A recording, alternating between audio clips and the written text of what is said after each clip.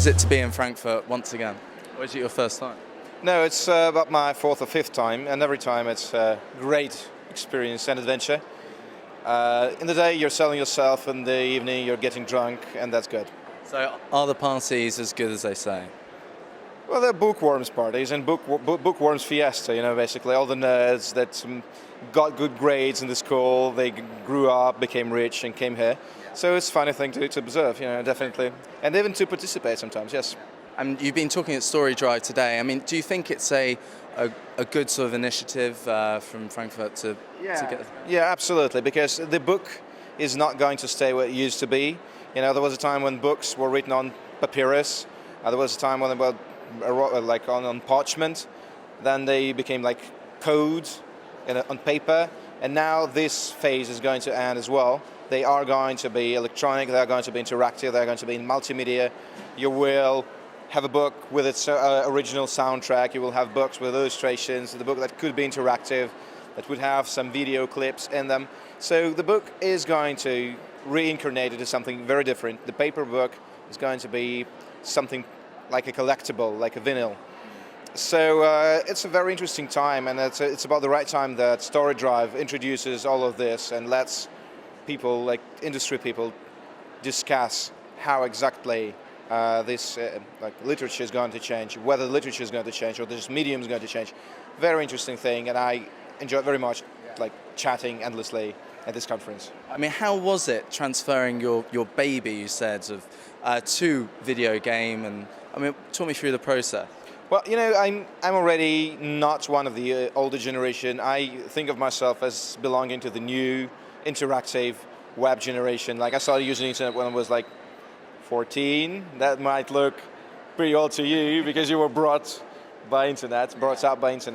But yet, for me, these things are completely organic. So if you can integrate, if there is a, let's say, comfortable tool of integrating music into your text, why not? If you can turn that into an interactive experience where you can use the advice of your readers, the forecasts of your readers, the criticism from your readers as a tool of building up your story, why wouldn't you use that?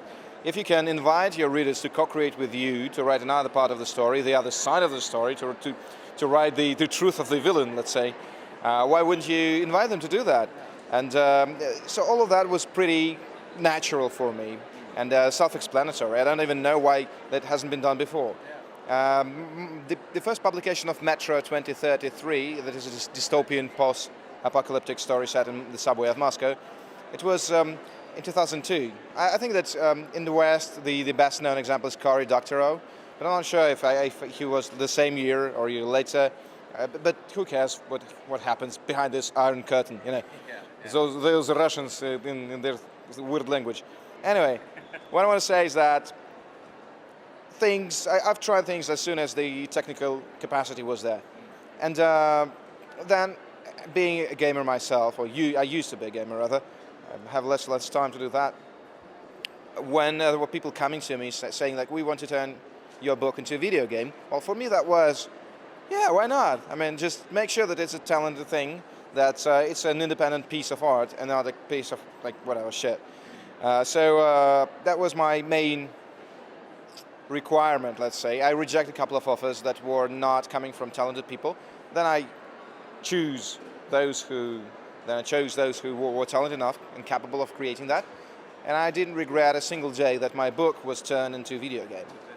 I mean, as far as actually starting, Metro 2033 starting online, do you think that really is sort of going to be the main way for self-publishers now, just to go straight online, and that's going to slowly become the way? Well, back then, that was much a more interesting and innovative thing to do. Because back then, people were just, no, publishing myself online, somebody is going to steal my text.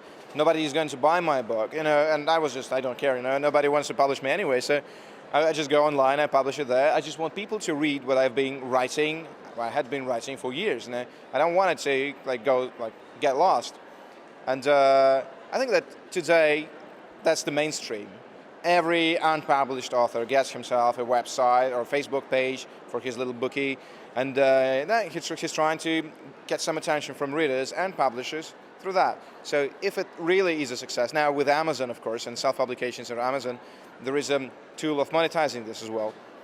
And the new era has already started. Like I started 11 years ago, but now it finally arrived to the West, yeah. Yeah, exactly. And very quickly to finish, what is your favorite book from the last 12 months? So?